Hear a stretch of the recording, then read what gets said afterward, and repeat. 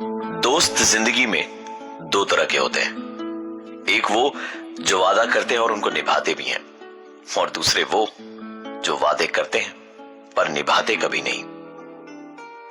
आज की कहानी कुछ ऐसे ही दोस्तों की है जो रहते तो एक ही शहर में है, लेकिन अपने काम में इतने बिजी रहते थे कि एक दूसरे से मिलने का टाइम ही नहीं मिलता। कॉलेज खत्म करने के करीबन 3 साल के बाद तीनों ने रीयूनियन प्लान किया कसौल में। हिमाचल का एक छोटा सा टूरिस्ट डेस्टिनेशन जो पिछले कुछ सालों में बहुत मशहूर हुआ है। वहां उन्होंने ऑर्किड पार्क नाम की एक होटल में रूम बुक करवाए। रोहित और आयुष रात को ही ट्रेन से निकल गए और निखिल ऑफिस के काम में बिजी था, इसलिए ट्रेन निकलने के करीबन 1-1.5 घंटे के बाद बाई कार ही कसौल के लिए निकल गया। रोहित और आयुष के कसौल पहुंचने के करीबन 5-6 घंटे के बाद निखिल भी वहां पहुंचा। बातें करते करते कब टाइम निकला पता ही नहीं चला। उन्होंने रात करीबन 11 बजे डिनर का ऑर्डर दिया और इस बीच निखिल ने लाइट बंद करी और मोमबत्तियां जलाकर अपने बैग से प्लानचेट बोर्ड निकाला। तीनों दोस्तों को कॉलेज के दिनों से ही मानो इसका नशा हो गया था। तीनों ने मिलकर प्लानचेट करना अभी शुरू ही किया था कि कमरे में रखी इलेक्ट्रिक पानी की केतली से पानी के उबलने की आवाज आने लगी। रोहित ने उठकर पानी की केतली के ढक्कन को जैसे ही उठाया, वो आवाज बंद हो गई और उसके पीछे से तभी एक आवाज आई। ये सारी आवाजें रोहित के साथ साथ निखिल और आयुष भी सुन पा रहे थे कि तभी डोरबेल की आवाज ने मानो तीनों के बदन के वजन को आधा कर दिया हो। रोहित ने हिम्मत का दरवाजा खोला तो वहां रूम सर्विस खाना लिए खड़ा था। तीनों की सांसों में सांस आई। रोहित ने रूम सर्विस वाले से खाना टेबल पर रखने को कहा और उसके वहां से जाते ही दोस्तों को आवाज लगाई और कहा, चल यार खाना खा लेते हैं, रात काफी हो गई है।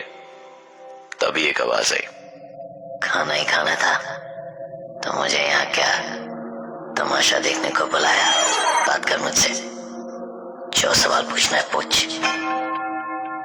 ये आवाजें निखिल के मुंह से आ रही थी। रोहित ने कहा, मजाक बंद कर निखिल, चल खाना खा लेते हैं। निखिल रोहित पर बिदकते हुए कहता है, क्यों रे, तुझे खाना खिलाने की बड़ी जल्दी पड़ी है? समझता क्या है खुद को? तेरी गाय जैसी बीवी को बता दूं, उसके पैसे के लिए शादी की थी ना उससे। गुड़गांव वाले फ्लैट का इस्तेमाल तो कब, कैसे और किसके साथ करता है बता दूं तेरी बीवी को। मूनलाइट होटल, कमरा नंबर 303, ऊटी रिजॉर्ट। बोलना, बोलता क्यों नहीं है? कि तभी रोहित का फोन बज उठा।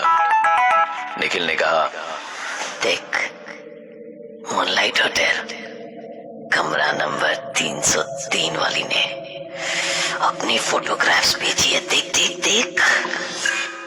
निखिल ने जो कुछ भी कहा वो रोहित की जिंदगी का एक ऐसा सच था जो सिर्फ रोहित को ही मालूम था। और इस वक्त जो मैसेज आया था उसके फोन पे, उसमें भी वही था जिसकी बात निखिल कर रहा था। पर आयुष को लगा कि शायद दोनों दोस्त मिलकर उसको बेवकूफ बना रहे हैं, इसलिए उसने कहा, चलो यार बहुत हुई तुम दोनों की नौटंकी, अब खाना खा लेते हैं। निखिल आयुष की तरफ पलटा और बोला, भिखारी, ये रोहित लड़कियां ताड़ता है तो आयुष तू तो जुआरी है, जुआरी। 20 लाख का लोन कैसे चुकाएगा? आयुष को अंदाजा हो गया था कि रोहित चुप क्यों था, क्योंकि आयुष की भी ये सारी बातें किसी और को पता नहीं थी सिवाय आयुष के। निखिल एक बार फिर बोल उठा, बताना रोहित को कि तू इस ट्रिप पर दोस्ती निभानी नहीं, उससे रुपए उधार मांगने आया है।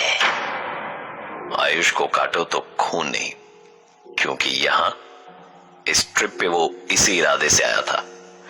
अब निखिल ने अपनी तरफ इशारा करते हुए बोला, दिल तो कर रहा है रोहित कि इस निखिल की बातें तेरे अंदर घुस कर बताऊं, ताकि इस निखिल का चेहरा देख सकूं।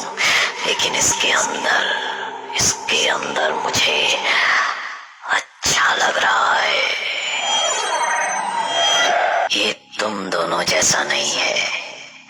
अपने बलबूते पर काम करना चाहता था, पहले नौकरी फिर बिजनेस, और यहाँ इसलिए आया ताकि अपने नए बिजनेस प्लान में तुम दोनों को घुसा सके। निखिल की गर्लफ्रेंड के साथ तूने क्या क्या नहीं किया रोहित। निखिल की निजी जिंदगी की सच्चाई को सुनकर आयुष के चेहरे पर एक मुस्कुराहट आई। तभी निखिल बोल उठा, तू क्या हंस रहा है रे आयुष? जा अपनी बीवी से पूछ कि वो किटी पार्टी का बोलकर घर से निकलती है तो इस पिल्ले रोहित के गुड़गांव वाले फ्लैट में क्या करती है। निखिल ने कहा कि ये जो रोहित है वो बस कहने के लिए दोस्त है, क्योंकि दोस्ती की आड़ में उसे कुछ और ही चाहिए। आयुष की जिंदगी का एक बहुत बड़ा सच उसके सामने था। वो गुस्से भरी निगाहों से रोहित की तरफ देख ही रहा था कि निखिल बोला, तो इसे गुस्से से क्या देख रहा है साले? तूने भी तो इसकी बीवी पर गंदी नजर डाली, पर इस रोहित की गाय जैसी बीवी ने कभी ये चीज नोटिस ही नहीं करी। तो बस तुझे भैया भैया ही कहती रही। मरोगे तुम दोनों मरोगे। टेबल पर खाना ज्यों का त्यों पड़ा था और अपने दोस्त निखिल को भुलाकर रोहित और आयुष के बीच में शुरू हुई एक जोरदार हाथापाई। और निखिल बिस्तर पर बैठकर चेहरे पर एक मुस्कान लिए उन दोनों की इस लड़ाई को बड़े इत्मीनान से देख रहा था। सुबह जब काफी देर तक उनके कमरे का दरवाजा नहीं खुला तो होटल वालों ने पुलिस को इन्फॉर्म किया।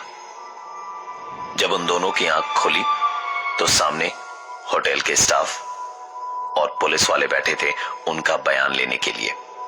आयुष ने पूछा कि निखिल कहां है?